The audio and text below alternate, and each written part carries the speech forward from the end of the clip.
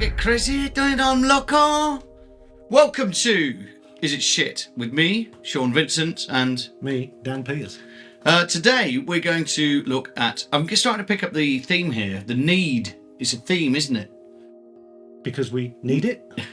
No, because it sounds like Neve. You've only just got that? Yeah. Of course you have. Yes. Yeah. It's the Noiseash Need 31102.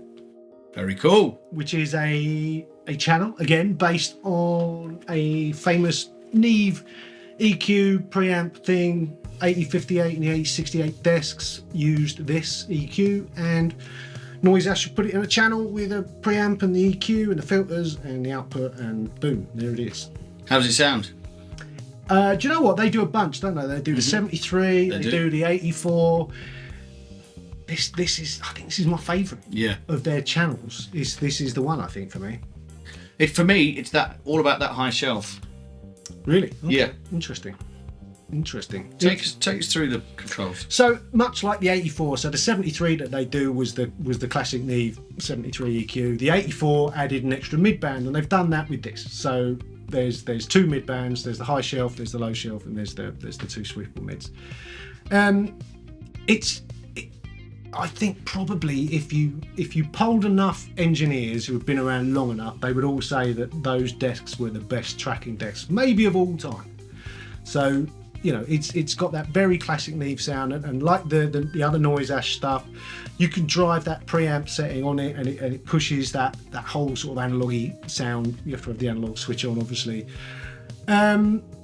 It's a beautiful sounding thing. It's got this drive, hasn't it? Yeah. Explain that drive switch. So that lets you drive the transformer that's been modelled without increasing the level, basically. So it gives. That's kind of a cool feature. That is a cool feature. Yeah, you'll find yourself using it a lot because it gives you the sound without overloading the input and stuff. I mean, if you've been using this, which I think you have, you'll know if you insert this on a few channels, it starts to sound pretty epic. It gives you that separation. It's like the next step up. You know, it gives you that separation between inputs, between instruments. Yeah, I mean, you know, and as we've said before, I think you have to be careful. I think one of the analogies I came up with, which I think holds true, is that we're really lucky to have all these kind of plugins that are modelled, you know, world-class mixing desks and channel strips and stuff.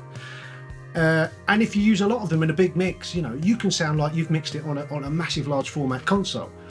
But if you go too far with the analog thing, and if you use the TMT or the, you know, whatever it is, the tolerance deviation stuff, the analog switches, the drive thing, if you go too far with that, you sound like you've mixed it on a large format console that really needs a service. That's not what you want. You got to just keep everything, you know, don't go nuts, you know, tickle it. If you know, if there's one thing the engineers from this era would tell you is that, yeah, it will sound great if I really crank it, but if I really crank it on every channel, it will sound terrible. You don't want to go full TNT. You do not want to go full TNT. Everybody knows you never go full retard. What do you mean? Subtlety is the key, but over the you know, the whole mix, it'll add up to a vibe that is really nice. So demo, we know what the Noiseash demo sitch is, don't we? Yeah, they do that muting every 30 seconds thing, which is a bit annoying. But you never know, they might get rid of that one day. That would be nice, wouldn't it? But it's a good price again. You know, $49.90. You can't argue with that, can you? No. So Sean, the Noiseash Need 31102.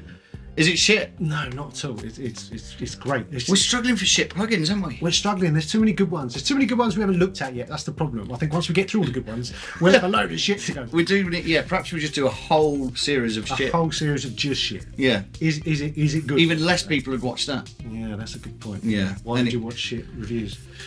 So maybe unsubscribe and don't subscribe. Don't click for notifications because it's all going to be shit. I think we should knock this on the head, Dan. Yeah. I've just realised this is a bad idea. Okay. It's all gone wrong. Right. Oh well. Taxi! We won't be back next week.